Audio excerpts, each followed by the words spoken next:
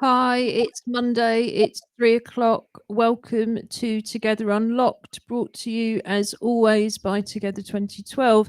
We're a disabled led arts organisation based in the main 2012 host borough of Newham.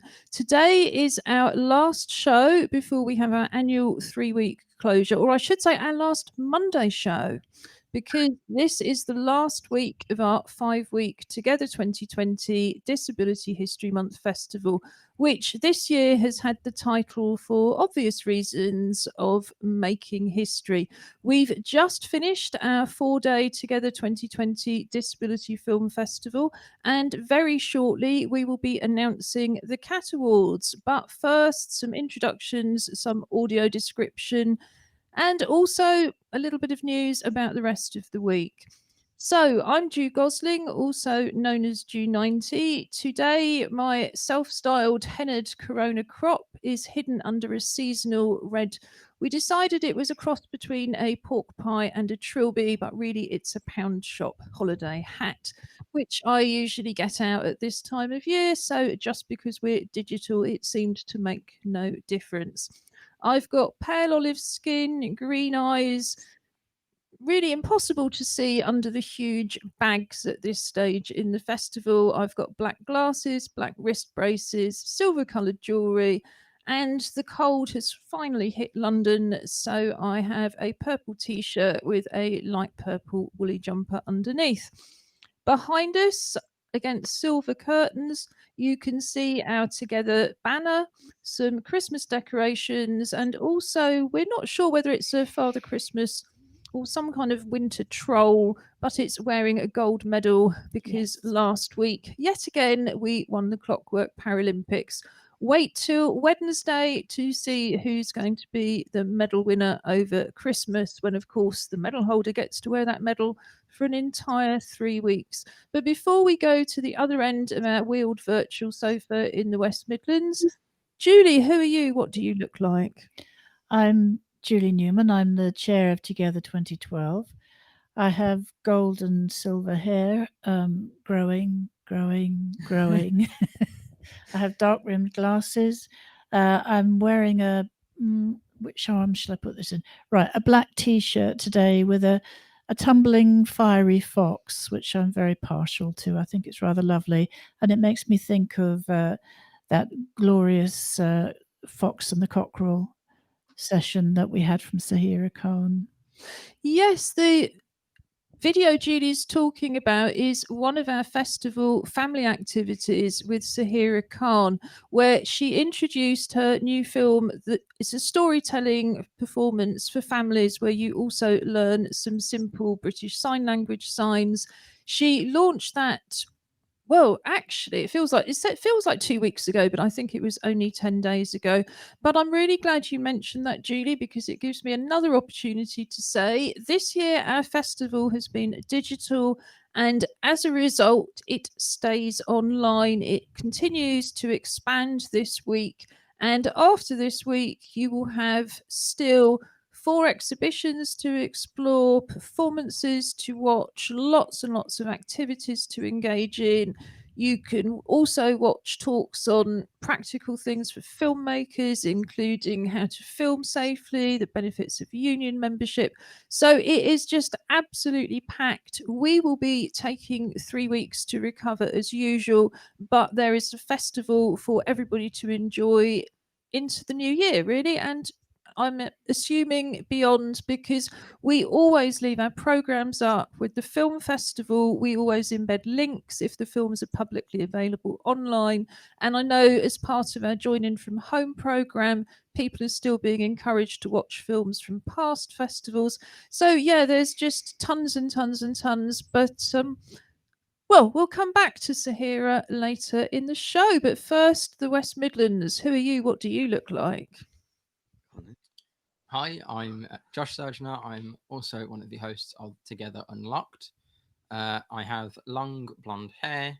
I'm wearing a kind of very light sky blue, vibrant blue, we'll go vibrant blue, hooded sweatshirt that has a grey lining, and then it has white writing on the chest as well. And I'm also wearing my glasses today as well because I'm in kind of full student mode. But I have taken my hood down and my headphones off to at least look like I'm sociable for this hour of the day. But they will be going back on shortly. And for anyone that can hear rustling or screen shaking, there is a cat behind the computer doing her very best to be as loud and as disruptive as possible. So we're not in an earthquake. Don't worry. It's a cat quake. It's just a cat. We should maybe, I'll just pop in here to say, if you look under the main Together Unlocked menu, you will find first highlights and links, which is really important because we put up links to everything we discuss on the show. But then animal hosts, so you can see the dogs and the cats that make our lives much more interesting and fun while we're shielding, but also make the programming a little bit stressful as they prowl around, fling themselves at us, jump all over the kit. The BBC, this is absolutely not. We are much more like a kind of wartime underground broadcaster. Oh, I guess it's over to me now then. Well, yes. So I think that the cat, as Ju said, winter's hit London, and if you're a regular viewer, you'll know that winter hit here in about August. And I think that the cat has worked out that my second monitor is like a little radiator, so she's hugging it. So good afternoon, yes, and welcome to our last week of shows before our festive break. So I'm Robin Sergina. I am the business director at Together 2012, fellow co-host of Unlocked, and I am also known as Angry Fish in my arts work, and we'll explain the logo in a second on my shirt, and a former Paralympian. So today, well, behind us we have our lovely velvet theatre backdrop, illuminated in bluey purple Christmas fairy lights, and whilst I'm not wearing fairy lights, I am wearing fairly whitey grey hair, no rimmed black armed glasses, little blue eyes hidden somewhere in this screen, cleanly shaven, and I'm wearing a black hoodie, also with a grey lining and grey pull cords, and there is a logo on my left breast which says Angry Fish Training, and there is a logo for Angry Fish, and that is one of the other pieces of work that I do when COVID will allow. Thank you, Robin. And I was going to say, Josh, one of the things we've always hoped from the start is this hour is just an hour's break from everything else, whether it's the student work you're trying to do when in fact you were supposed to be doing field work with real people, whether it's the endless problems with deliveries and PPE, PAs, anything else. This is our little break and we invite you to share it.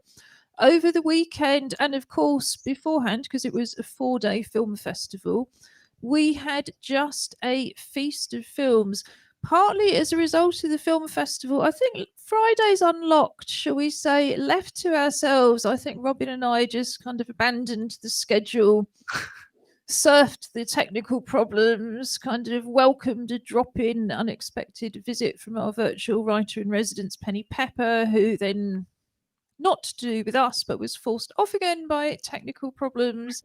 And in the meantime, we forgot to do something for the weekend. So really and truly, guys, you can't trust us. But Julie and Josh did a wonderful live session while Robin and I were making merry havoc with Together Unlocked. They were running a wonderful session with Little Cog. Little Cog is a company based in the Northeast that makes theatre and film productions, mostly theatre. They also work with the Arc venue in Stockton, and we had Vicky Rayford Sinnott, who's the director of Little Cog, with the actor Mandy Colleran talking about their film Funny Peculiar. Now, we showed Funny Peculiar on the Powerful Women programme on Friday night, but I'm delighted to say it's available on YouTube. So that's embedded in the programme for people to watch. And the film of you interviewing them on Friday is embedded in the website programme for the film festival. We also have films of all the events. I've been a busy little bee. So I think on Thursday, we have a wonderful film with the broadcast correspondent Jay Hurst talking about how COVID-19 has impacted on his practice. He's also fascinating when he talks about visiting the Nightingale Hospital, literally just down the road before it opened, and reporting about that. On Friday morning, we had, now let me think, Dan from Equity, Carwin from Bectu, mustn't get them the wrong way round, to talk about all the benefits of union membership. Those videos are up on the programme with links to the relevant union websites. And then, like I say, Friday afternoon, we had this wonderful talk with Julie and Littlecog. On Thursday evening, we had an event with Justin Edgar celebrating his Reasonable Adjustment exhibition. That opened as one of our 4 exhibitions 4 weeks ago. And back at the beginning of this festival on, I believe, the 12th of November. We've put the film of us talking onto the exhibition page in the website rather than the film festival page, but there is a link through. If you're interested in Justin's exhibition about the reasonable adjustment movement, I do encourage you to watch the film. It's certainly very informative about the background. And then at the weekend, we had 2 more live events. So we had Sign Dance Collective International presenting their Time Project films on Saturday. And that was amazing. We had one of them in the Bronx, we had one of them in Croatia, and one of them in London. So you could only do that at a digital festival. And then yesterday we had Shadowlight artists from Oxford. So I think 4 or 5 of them had gone into the Film Oxford buildings, and each of them was in a separate room with the staff running around in masks in between. And a couple were able to Skype in from home. The rest had gone into the building because they just didn't have the connectivity. So this is a group of artists with learning difficulties who were talking about their Luminous exhibition. Again, one of the exhibitions we launched digitally in November. But there's a series of films as part of the exhibition, as well as installations and paintings. And these are artists who've been screening their films with us. You know, I think they make them every 2 years. So every 2 years for quite some time. And it was just lovely to see their faces. You know, the whole thing, I think the whole thing for me got real when it became problematic. And it suddenly reminded me that a real festival is not, it's not Netflix, or it's not the BBC where you just get a stream. It's those things where the films don't arrive on time, the films don't always play properly, the projector breaks down, the speakers break down, you know, somebody gets stuck in the lift, whatever it was. So it became much more of a live event, and I think it gave me lots of ideas for the future. Did any of you manage to watch the festival? I saw bits and pieces of it. I mean, as I think I kind of didn't quite get to talk about on Friday was, in fact, the reasonable adjustment exhibition and video, which we kind of were just going there when everything went kaput, shall we say. And I flicked through some of the other stuff, but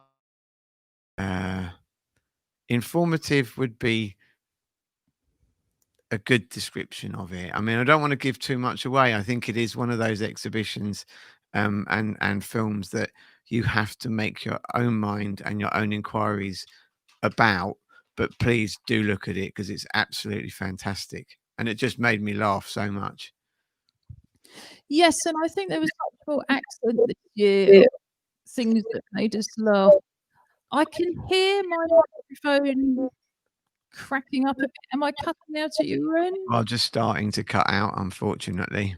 Right, I'm going to let you talk and we'll just come back in. So I'm going to put you on solo for a minute. Well, so hi, Josh. Remember to we'll face the mic when we talk. We have to remember that one. I mean, Josh, you've been involved with the festival, but it's the first festival you've been involved with. You know, how have you found it? What have you enjoyed in the festival? it's been a bit of a learning curve, certainly on the technology, as that's kind of been my role, is to kind of sit off screen and press lots of buttons. I didn't actually get to see much of the film festival because I wasn't feeling very well. Not with anything kind of serious. I was just feeling a bit sick. So I kind of, unfortunately, I missed Justin's show, which I was really looking forward to after kind of listening to you talk about it. So I was really excited to hear that. So I'm definitely going to go back and kind of rewatch that on the website. And then on Friday, with Little Cog, I managed to kind of get myself together enough to facilitate the tech for that. But thankfully, I didn't have to do a huge amount because Julie, Vicky, and Mandy were just awesome. I just kind of put them on at the start, and then they just it was kind of an hour of I just got to kind of sit back and enjoy it, and it was really funny and kind of really interesting to hear them talk and learn a little bit more about kind of how they made the film. Because we had Vicky on, I think just before the festival started, when she kind of launched the film to talk about it a little bit, and it was all filmed using kind of smartphones, with Vicky kind of on Zoom directing.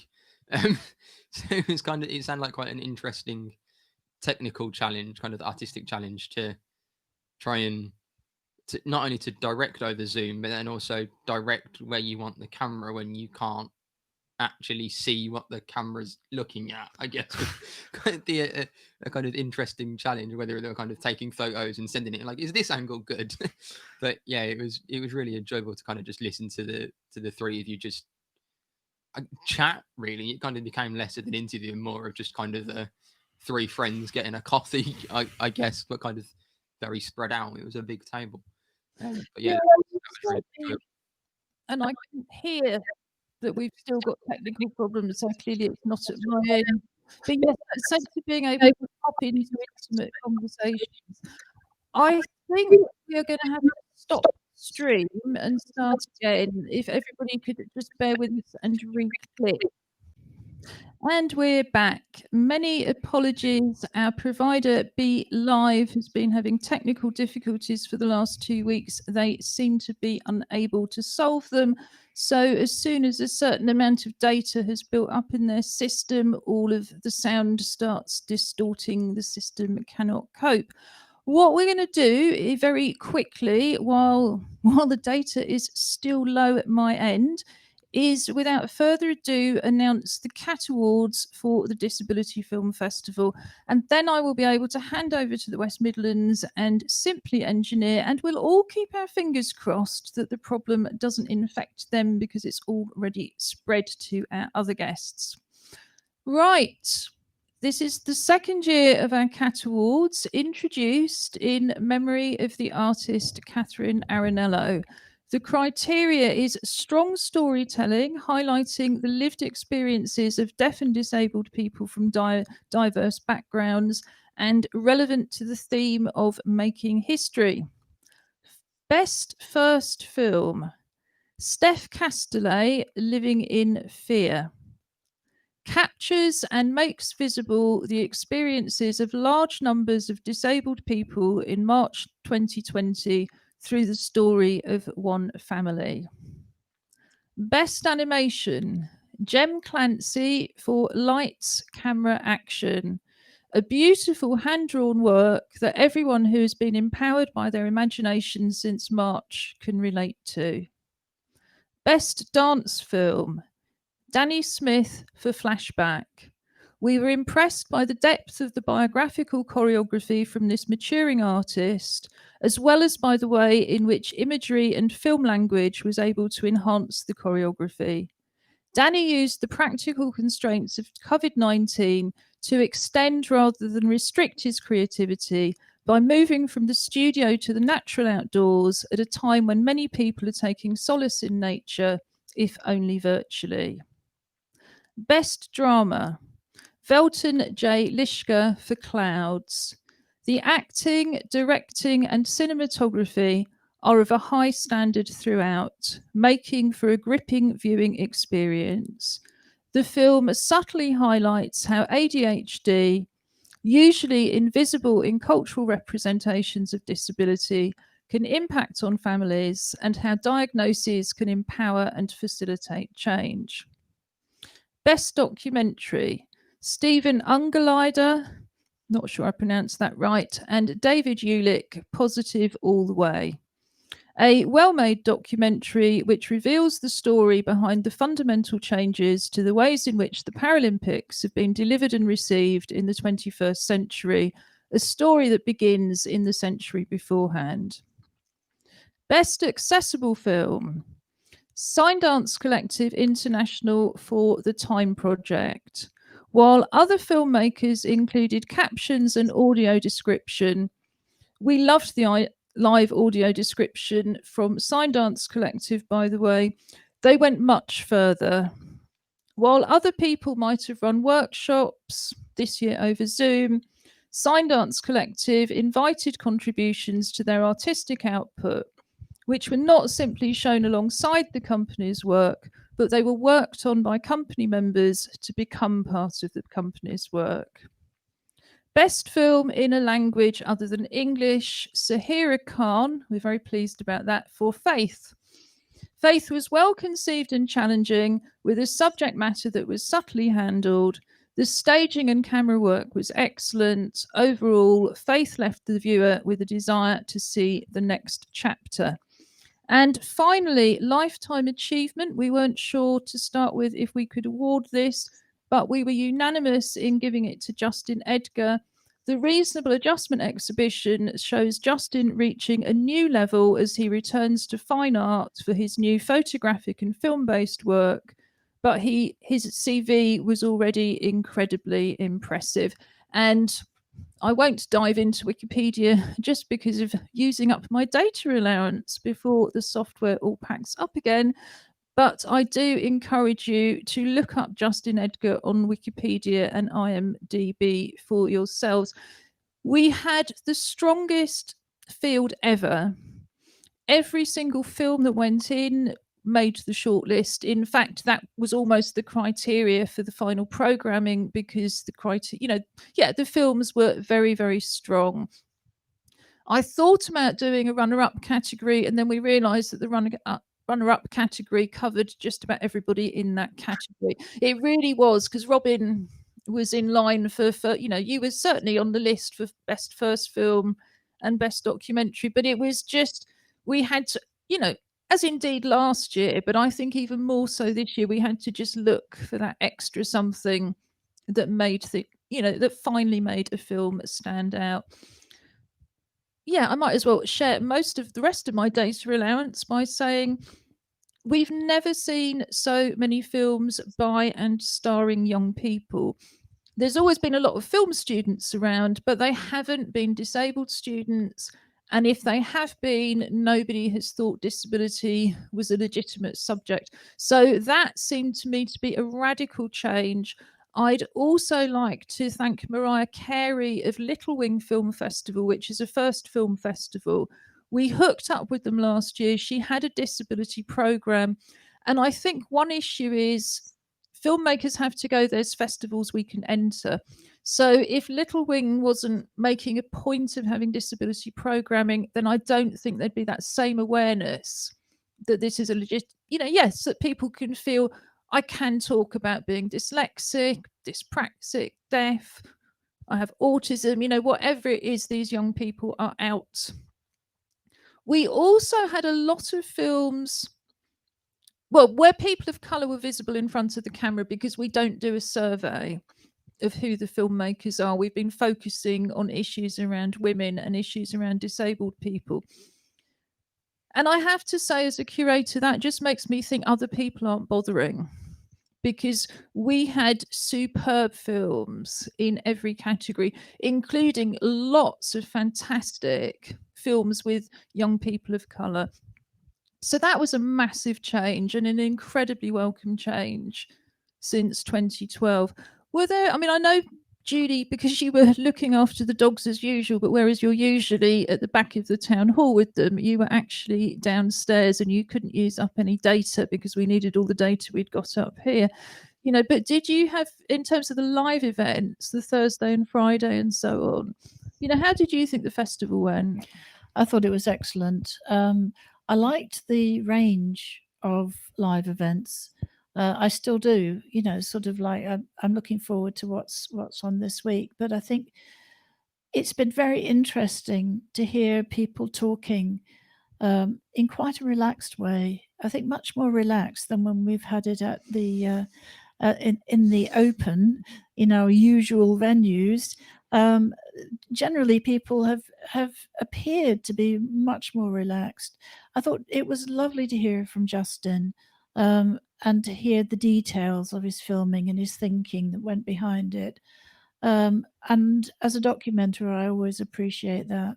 And similarly with my own discussion with Vicky and Mandy, I really got a lot out of that, to actually be able to unpick the process of making the film itself, how that happened. As Josh quite rightly said, I think, being able to do it with bits of string and brown paper is amazing.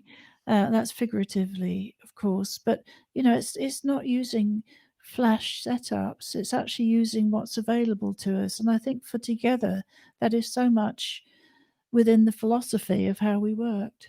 Absolutely. I think the other thing that I liked in terms of why it was almost the same was we still had international participants, and in a way we had more, because previously people have had to travel, and they have done. I mean, there was a very, very disappointed group of Finns who I did explain to them when they were booking their tickets in July that there was no question it was going to be possible to do a physical festival.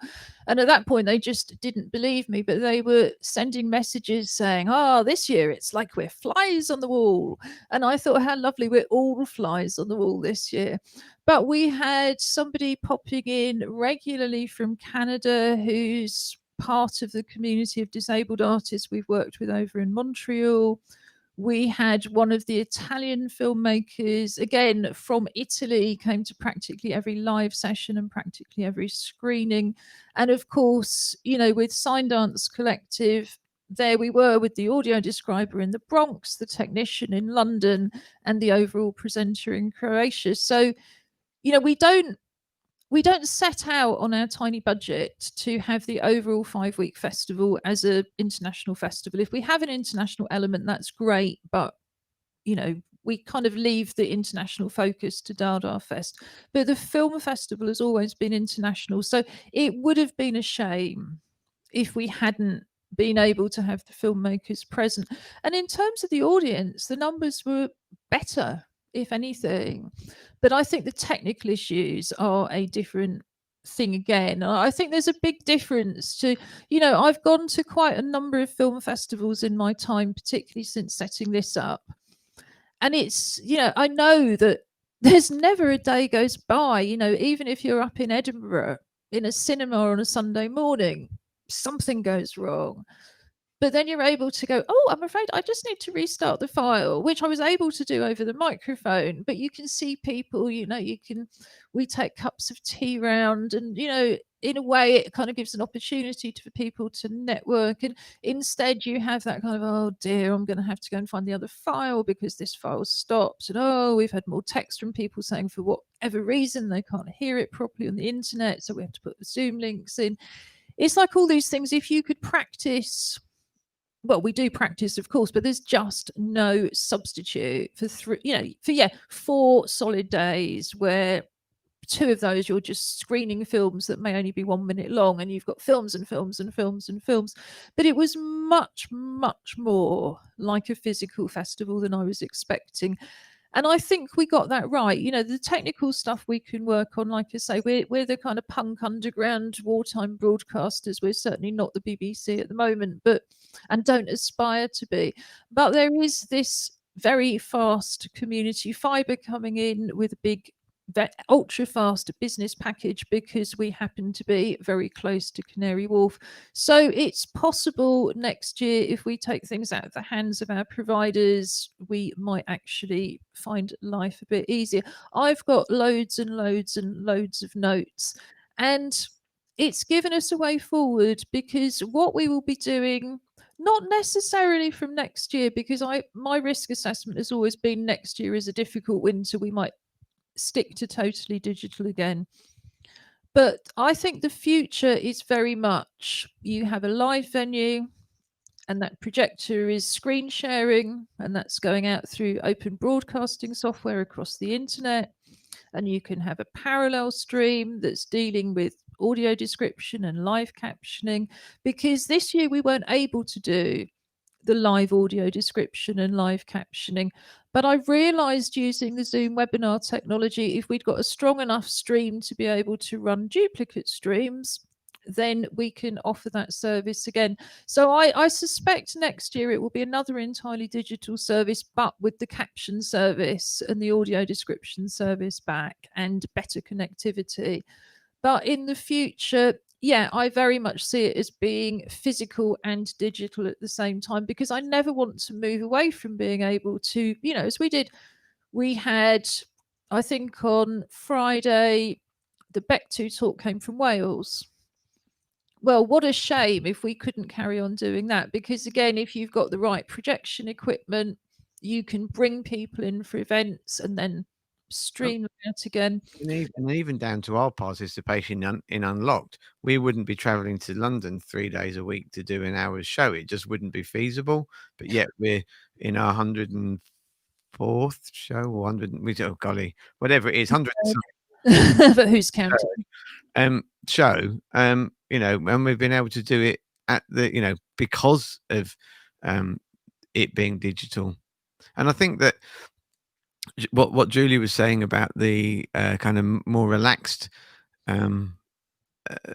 perception of what's going on, I think you're right. And I think because a lot of the time it just feels like you're talking to somebody next to you or somebody in front of you, as opposed to being on a stage at the front, in a town hall or wherever it is, where you've got an audience of however many it is.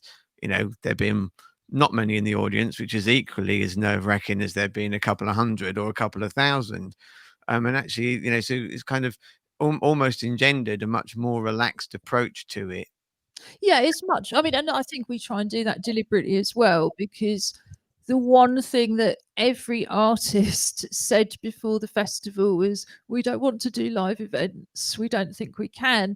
And I had to go through a really long process over the summer of saying, as a curator, I just don't see a digital festival being things you can download. No. It's just a collection of videos. To me, it's all about being live. And like I said about the festival, my goal, nobody's doing it, but my goal was to have a machine serving things just like the BBC, so that every film ran on time, but it wouldn't have been like a live event. So yes, I mean, I think, Josh has been incredibly helpful in rehearsing people. We've gone to a lot of trouble to make sure that all of the artists find this a positive experience. Where they won't find it a positive experience, we've done the interviewing separately, we've recorded, so to remove that kind of stress, because we have a safer spaces policy, which is also really important to us, and it has to feel like a nice, comfortable. But I think from the very opening night, where you went in front of your red curtains in your kind of, not exactly dinner jacket, but there you were, the smart front of house person, you feel like you're somewhere live. And when people started joining me on the Zoom because they hadn't got good sound, I felt sorry they hadn't got good sound on YouTube. But finally, I had people in the audience, and instead of, because I always sit behind the screen, because the difficulty of something like a film festival, you've got all sorts of different films in all sorts of different formats made to different standards. You do have files that don't play. You have sound that needs physically adjusting. And ultimately, the person in charge is really the best person to project, but you can still know that there are all the people in the audience. You can hear the dog bark occasionally. or somebody coming in and out. Everything we do is relaxed. So again, we don't sit in silence. So I wouldn't have heard that silence. So once you had people starting coming into the Zoom, I thought, oh, brilliant. It's like people are sitting here in the auditorium. So yes, but I think that relaxed. Yeah, it was really, really important to us. I think as well, as somebody who has been there every year, it's exhausting. Quite frankly, I don't know how you do it, Ju, because you must be the most exhausted of all of us. But I think one of the things which I've always found frustrating is that when you're invited to go and do a piece for the media, for example, I've been invited into the BBC and other broadcasters who are also available, but it's meant 2 hours traveling for 3 minutes filming, and that it's not sensible. It's not a sensible use of my time, or indeed their funding. I think we have to reach a point of leveling things out where things are sensible as long as they're attainable. But we can't go spending money willy-nilly, so to speak. Well, it's one of those whole things about the new normal, but regular viewers or indeed clubs participants will know we will be launching our very own venue, the David Morris Cultural Centre, and that's always been an ambition because there are virtually no cultural venues in Newham, and as a result, Newham has the lowest level of cultural engagement in the UK. We're a pop-up festival organisation, so we will continue to pop up. But we do think it's really important that we have what we would consider to be a fully inclusive, accessible arts centre, of which there's certainly not one that I found fully accessible in London. And the plan has always been that both in the main venue and the studio venue, we would have really state-of-the-art projection screens. Partly because of thinking about the film festival, we're aware that, for example, nearly half of our residents don't speak English at home. So there's a real need for venues where you can have Sunday film clubs and Tuesday night film clubs and things, and you can show Polish films and Albanian films and all of the films that kind of Cineworld with its Bollywood films doesn't cover. But what our digital year is teaching us is that it's much more about much more than that. With those screens, like I say, we'll be able to run a festival that we can simultaneously stream, but we'll also be able to stream guests straight into the festival on those screens. We'll be able to stream the live performances out to other people, and we'll be able to bring live performances into Newham on the screen. So yeah, I think we're learning so much about this, but the real success, and it has been a huge success, and I know it's been mostly down to this kind of quite small team this year. But again, it's been lovely to see the rest of the team knowing not only that they're getting on with the club's participants and delivering the club's programme in really difficult circumstances, but again, when you see our usual volunteers and the rest of the team on the Zooms, you might not be able to see them physically, but we're all still there as the Together family, because this time of year everybody is always working really hard. And I mean, you've been doing an awful lot too, Julie. Yeah, I mean, certainly as a disabled person, I've never been somebody who could work on conferences or events 24/7, and 2 or 3 events a week for 5 weeks is quite enough for me, thank you very much. But it's part of, I think it's part of any festival, that intensity, isn't it? We put on our events at 7 o'clock. Most people might not put them on until 9 or 10 o'clock at night. I think we make enough compromises. I mean, one of the discussions over the weekend was the fact that we're very clear what's a family activity, but everything else is for adults, and those films can be quite adult because that's what people deserve, to be treated as fully adult. Now, I think it's time that certainly everybody had a break, but also our live captioner had a break. So for the last time this year, I'm going to put on a short film about our Join In From Home programme. Some of that is now out of date. We will be revamping all of this in January, but there's still some really good ideas about what to do over the coming weeks. So for the last time in 2020, here is our video from earlier in the year about our Join In From Home programme. Together 2012 is running a Join In From Home programme from our website, together2012.org.uk. Click on the link at the top of the page, Join In From Home, to go straight to the main page where you have a wide range of accessible, inclusive creative activities, mostly using things that you would already have at home. At the top of the page and throughout the pages, you will also see videos in British Sign Language to translate the site for deaf people. These videos can also be useful if you have difficulties reading and you simply want to hear more of the content. The Join In From Home programme is based on the activities that we would usually be running in East London. Dance Club usually meets on the fourth Monday of each month, and they create improvised masked dance for the screen. Here you can also see their very first film, where they simply made masks from paper plates, covered themselves with fabric, and just moved gently to the music. You can hear as well, there's a digitized soundtrack.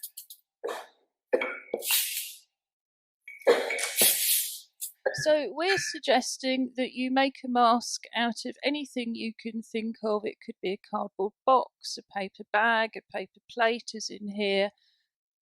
Video yourself dancing in it and then share the video with us. We will show it on screen and we will also enter it into the dance programme of our film festival, which we run every December. If you're temporarily or permanently chair-based, there's also a warm-up you can do here created by our associate wheelchair dance company Folk in Motion, and that focuses on relaxing your upper body and improving your breathing. The Photographers and Filmmakers Club usually meets on the second Monday of each month. We're inviting you to make a video at home with the theme of home and share it with us. You can use a phone or a camera, make any kind of film you wish, including drama, documentary, dance, animation, artist films, comedy, and they'll be eligible for a CAT award at our December Film Festival. You can also watch with us from home. In addition to Together 2012 TV with Together Unlocked and other live streams, we have the Together Disability Film Festival highlights. Each year we run the International Together Disability Film Festival in Stratford, bringing together a wide range of films by disabled filmmakers, as well as films about disability issues and disabled people. We always publish the programmes online with links to the films that are freely available. So we invite you to revisit our recent film festivals from the comfort of your own home and also to send us reviews of those films. And finally, you can sit back, relax and enjoy videos of past live performances, artist talks and creative workshops that we've produced in the past here. So, for example, from past festivals, we have documentation and films of creative dance workshops, street art performances, dances that the dance club have created, dance performances, and of course, we're continuing to add new activities on a regular basis. And I'm just going to pop up a message that we've had. This is from Brooke. Thank you, Ju, and the rest of the Together team for all of your hard work in putting the festival together. I suspect playing the video has messed up our data, so now I'm going to hand over to Robin and Josh. Well, so it is up to us. The awesome twosome. That'll do. And half of the awesome foursome better, but well, yeah, but you know, We'll just get on with it. Oh, where were we? So yes, let's talk about what's coming this week. So the festival, whilst has been on for 4 weeks, still has 2 amazing events left to run. as well as all the stuff that is already online that's gone before us, and the exhibitions, of course. So tomorrow evening, and that's Tuesday the 8th at 7 o'clock, we have the story of sound. Sound of the story. Oh yeah. Well, Slight change in wording, but given the content of the event, very important. Bit closer to the mic. no, you turn it. It's okay. I'd turned it off so that when I had to rapidly run to the toilet during the video, it didn't make lots of noise. Yeah, Anyway. it's the sound of the story, and it's an event around kind of Foley and sound effects in kind of theatre and film, which, yeah, as Robin said, that's tomorrow evening, and I'm really kind of excited and looking forward to it. Some of the kind of guests and people that are making up that kind of panel have kind of got really impressive experience in the industry. And we talked about it a little bit, but I'm a bit of a kind of nerd for all that kind of behind the scenes stuff and special effects and sound effects and things like that. So I'm really excited to be able to kind of hopefully sit back and listen. Hopefully my technical workload won't be too high, and I'll be able to just kind of take in the chat. But they're also looking specifically at how that sound can be helpful for people that are blind or visually impaired, and kind of the much more significant role that sound plays for those people enjoying films.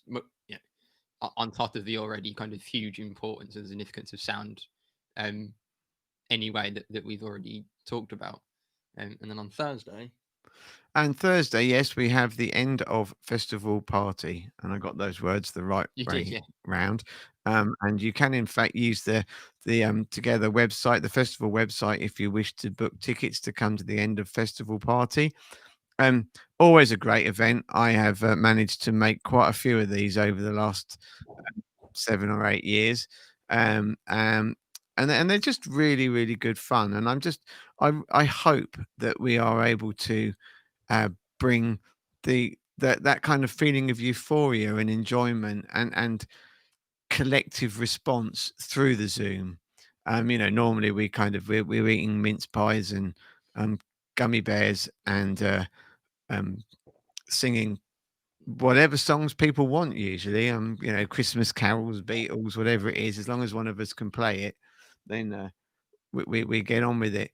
And I think so that will be happening, and there's an open mic portion. Well, it's mostly open mic, to be honest, but within that we're going to talk about poet. Yeah, it's the poetry anthology launch. Sorry, that's just what I was actually get to. Is the launch of the Together 2012 Poetry Anthology. So we've been receiving poems for since the beginning of lockdown, and perhaps even slightly before that. Mainly on the topic of the idea of together and what that means to you as a poet writer, and the editorial team, of which I'm going to guess is Julie and Ju, just Ju, okay, have spent many an hour enjoying the huge variety of poetry that will have been sent in, and then a long list of poems will have been put into the anthology, which is released officially on Thursday. And if you are lucky enough to have been included in the anthology, you will, when the post allows, receive a copy of the book. And otherwise, you'll be able to get it on Kindle from Friday. Yes. Now we're just going to double check the host chat to see.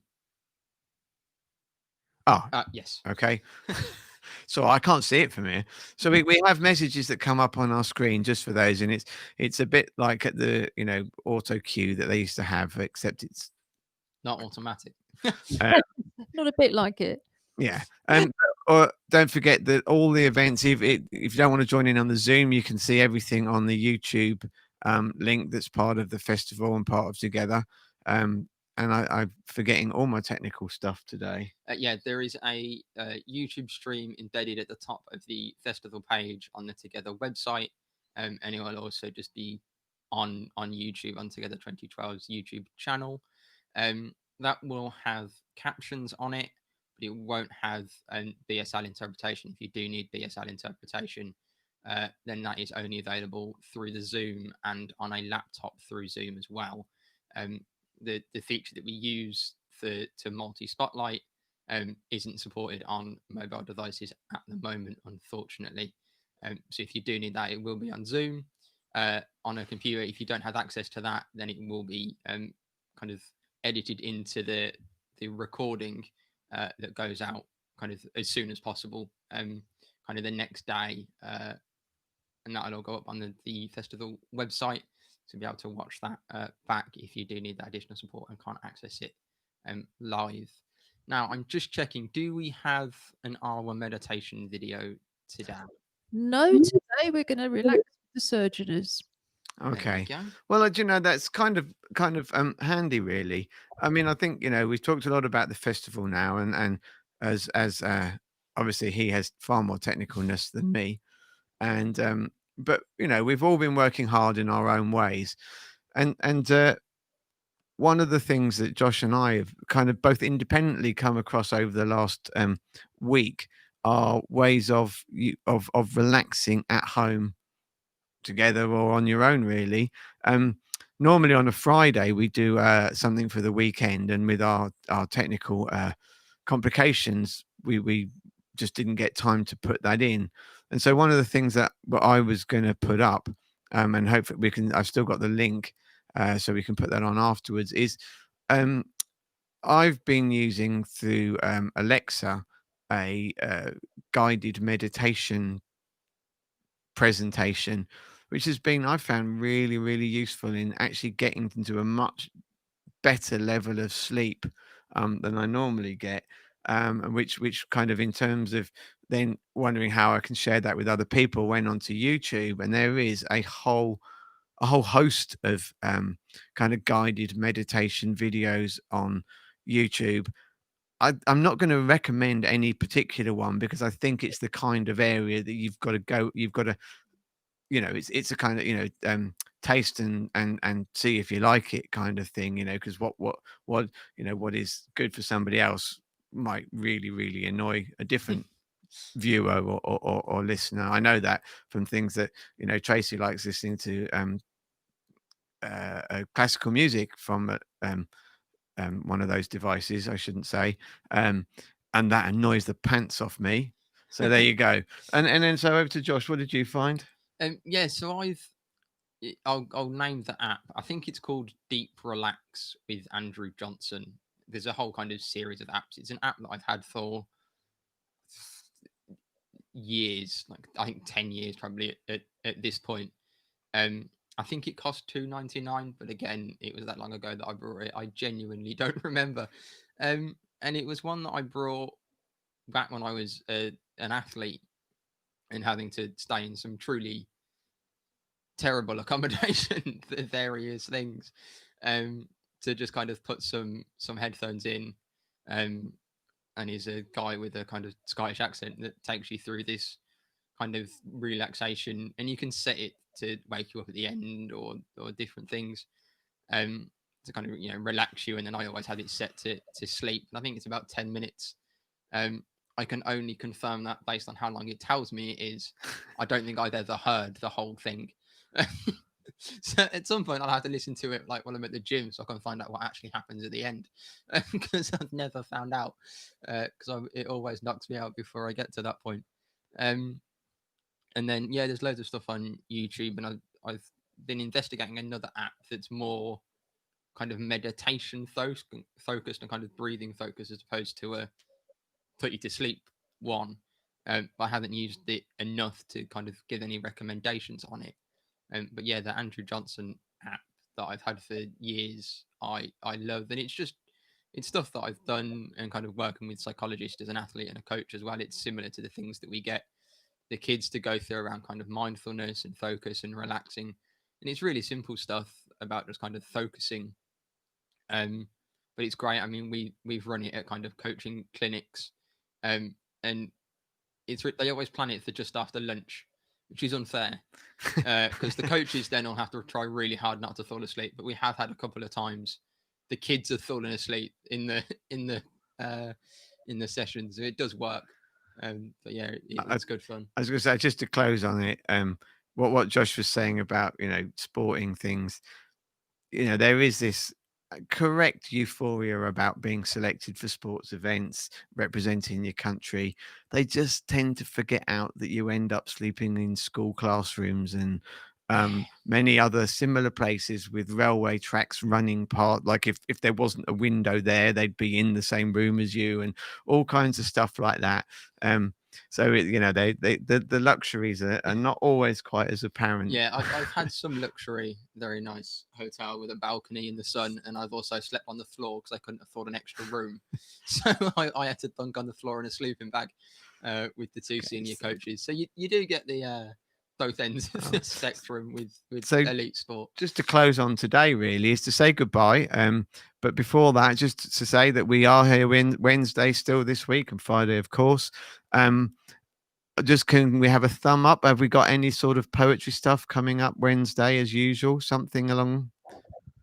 It's not a usual week, so you'll have to wait and see. Oh, okay. All right. Well, it's goodbye and flag up Wednesday. Wednesday's happening. Okay. Unless there's something we really don't know. Wednesday is the day after tomorrow, and we'll be here. Clockwork Paralympic Santas. That's all I'm saying. Oh, okay. Right. That's it. Clockwork Paralympic Santas. We're going to have to stop. We look forward to it. Yeah. Okay. So without further ado, let's just say thanks for holding on there in London with your dodgy sound. And we'll say goodbye from the West Midlands, and we'll see you Wednesday.